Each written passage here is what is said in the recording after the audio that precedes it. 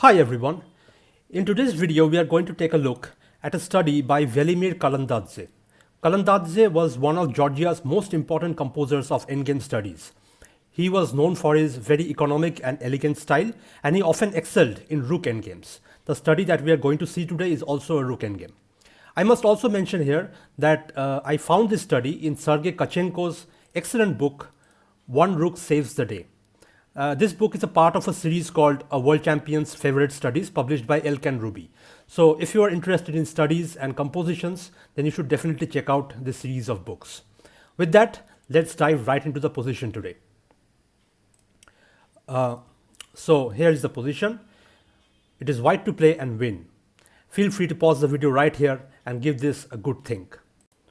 Okay, so what's happening here? We can see that white has a pair of knights, but white faces a concrete difficulty. This knight on d8 is on prise, it is threatened by the rook. And at the same time, black is also threatening to promote this g pawn. So what can white do here? If white captures the g2 pawn, then after rook takes d8 check, this is a simple draw. And if white attempts to save the knight on d8 by playing knight f7 check, then after rook takes f7, king takes f7, black promotes this pawn, and this is actually winning for black.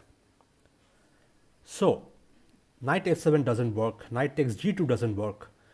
What should white play here? The solution is to start with a check. Rook a6 check. And now black has to move their king. King g5 is not good because after knight e6 check, king f6, white will simply win the pawn on g2, and this is completely winning for white. So instead of king g5, black will play king h5. And now what should white do?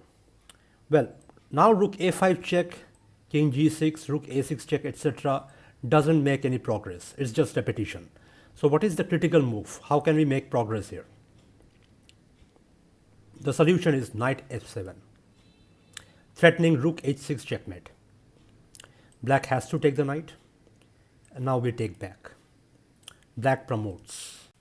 So black has a queen now, but this king on h5 is not feeling so good. It is kind of hemmed in, and white can take advantage of it.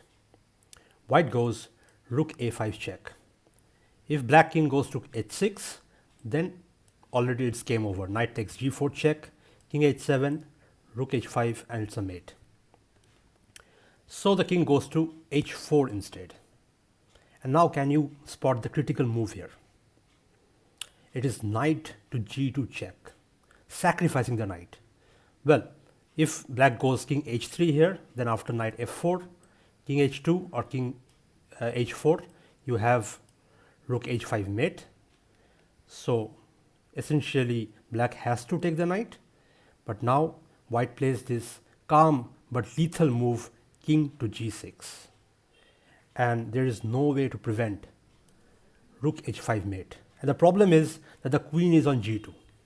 If the queen wasn't on g2, then black could have pushed this pawn and made an escape square for their king. But with the queen on g2, there is no way to prevent rook h5 mate. If black king moves to h3, then again rook h5 is game over, because this king cannot escape via g2.